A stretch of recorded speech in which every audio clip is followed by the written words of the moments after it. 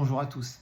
Quelques heures encore avant la fin de cette campagne, 3 petits messages à vous adresser. Le premier, pourquoi n'avons-nous pas de profession de foi dans les enveloppes que vous avez reçues? C'est normal, c'est une décision que nous avons prise de ne pas imprimer ces professions de foi. Nous avons voulu éviter la gabegie de papier que cela représente, puisque les centaines de millions de documents qui ont été envoyés aux Français, ce sont des dizaines de milliers d'arbres qui ont été coupés pour cela. Nous avons évidemment été cohérents avec nous-mêmes en tant qu'écologistes.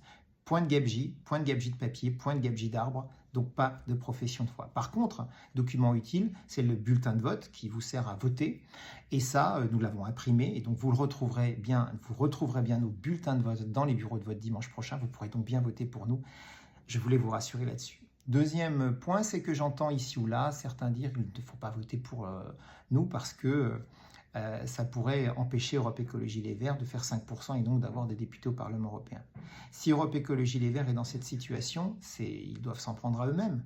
Des excès de langage, des propos trop radicaux, l'écologie tournée en ridicule et en dérision régulièrement par leurs interventions.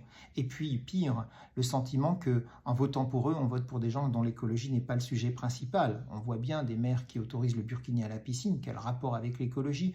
Aux dernières universités de rentrée d'Europe Écologie Les Verts, ils ont invité en guest star, et c'est le sujet principal qu'ils ont voulu mettre en avant, un rappeur antisémite et islamiste. À qui a-t-on affaire? Nous avons dit stop. Nous avons dit que nous voulions une écologie en France qui soit pragmatique, constructive, qui parle à tout le monde, à la droite comme à la gauche, qui ne se ferme aucune capacité de discuter et de dialoguer avec des agriculteurs, avec des chefs d'entreprise, parce que pour faire avancer les choses, il faut discuter, il faut construire des compromis, il ne faut pas juste commenter et tenir des propos radicaux matin, midi et soir. Ça ne sert à rien, ça ne fait pas avancer la cause de l'écologie. Donc, dimanche prochain, le message très simple que je voulais vous adresser, c'est que il faut voter pour Écologie Positive et Territoire, peut-être pour nous permettre d'avoir des députés européens, mais surtout pour nous encourager à continuer à construire cette écologie dont notre pays a besoin, dont la planète a besoin.